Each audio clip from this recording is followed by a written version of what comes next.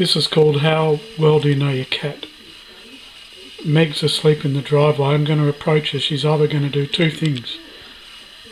Walk around the back shed or roll onto her back with her paws in the air, showing me her tummy. She'll do one or the other. Don't know if you can see her through there. But she'll either run away and walk around the back shed or roll over with her paws in the air.